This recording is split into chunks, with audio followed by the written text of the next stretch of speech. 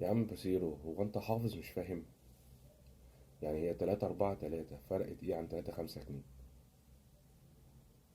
ما علينا. ماشي.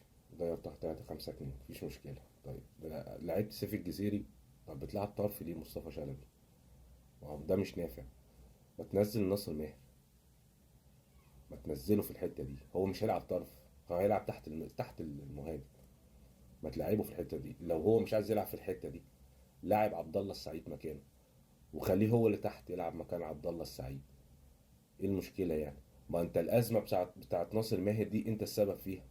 انت اللي مصر يلعب طرف وهو الراجل مش عارف يلعب جناح. ليه مصر عليها؟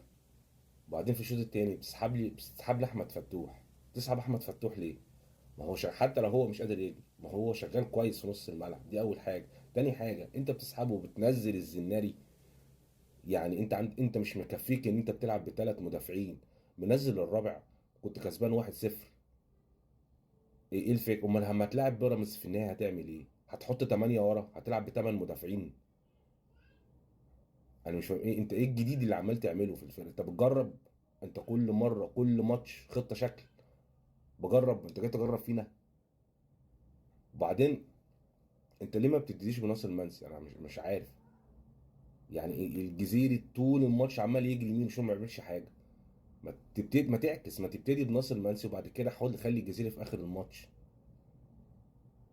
انت خلاص يعني جبت جلطه للعيبه وهتجيب لنا احنا كمان جلطه ورا منهم.